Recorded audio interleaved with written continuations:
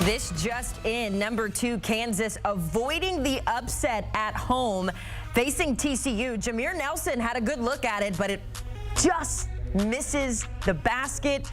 The crowd excited after what was an incredible matchup between two teams. It is the Jayhawks who hold on to win it 83-81. But man, what a fight TCU put up as you take a look at the box score. Incredible game for Hunter Dickinson if you're the Jayhawks, though. 30 points, 11 boards in this one. Quite the matchup. And we got to talk about it as we welcome you into our CBS Sports studios. Haley Sutton alongside Gary Parrish. Gary, we were chatting at halftime about Kansas, how they like to play with their food. They were down, or they were up one, rather, at the half. Survive and advance is the mentality here. What'd you make of this game? I feel like I've watched Kansas play that exact same game 1,000 times. They're against an inferior opponent inside Allen Fieldhouse. They're playing around, as you put it. They find themselves at risk of taking a loss, and then they get an advantageous call. DeJuan Harris makes a play, Hunter Dickinson makes a play, game's over, they win. They do that all the time, but obviously this comes with a bit of controversy because of the flagrant foul. It looked like that was about to be a turnover and a 5-on-4 fast break opportunity in the final minutes for TCU. Instead, they have to stop the clock because Hunter Dickinson's down. They go look at it, the replay, and they decide to get a flagrant. That's 2 free throws and the ball as opposed to a turnover and no ball, and that very much was, at least in some ways, the difference in the game. Yeah, and it was just how it all played out. It shifted the momentum, as you said, and so TCU playing with their backs against the wall, they put up a great effort. In terms of Kansas, though, what do we learn about the Jayhawks in this game as they move forward? Well, everybody is going to have them on the short list of teams that are capable of winning the national championship until they're eliminated from the NCAA tournament or until they win the national championship. They're obviously very, very good. I'm high on them. Most people are. But there's a glaring weakness with this team, and it is that they're really short in terms of high-level players.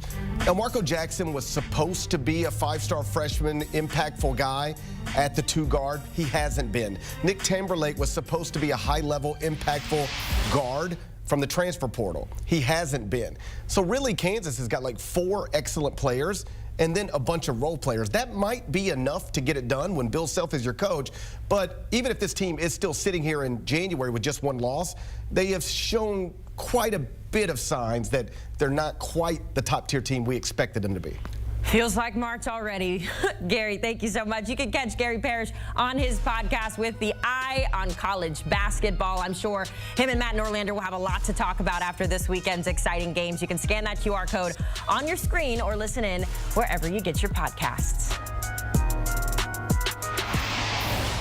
Let's go courtside out in Lawrence, Kansas, where we are excited to be joined by Bill Raftery after what was an exciting game between Kansas and TCU. Bill, Kansas battled back and forth with the Horned Frogs. Ultimately, they get the win in this one. What did you see being the difference for the Jayhawks?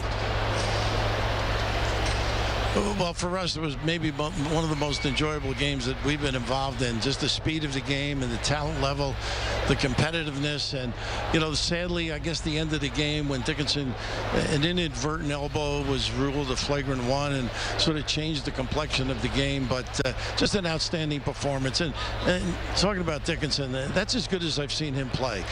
Both ends of the floor, communicating defensively, the ability to post up, to direct people, to offensive rebound, just a special performance. And it's interesting to watch this Kansas team. They're still searching to find a couple of others to step up, and it's a work in progress for them, but I think they've gotten themselves just a little bit deeper today, leaning on that bench at key times. Certainly was a gut check for them, but the Jayhawks do get the win. Bill, we appreciate your time and your insight. This game was wild, guys. The final score, 83-81. You heard Bill mention Hunter Dickinson's performance in this one. He was electric. 30 points, 13 for 20 from the field, and he shot 2 for 3 from three-point land. So the difference in that one. Meanwhile, TCU, a tough lesson. They go back home in a couple of games. Got 2 ranked opponents coming up between Oklahoma in the near future. So certainly a lot to learn from in this game, but as it stands, what a performance. It's the number 2 Jayhawks winning 83-81.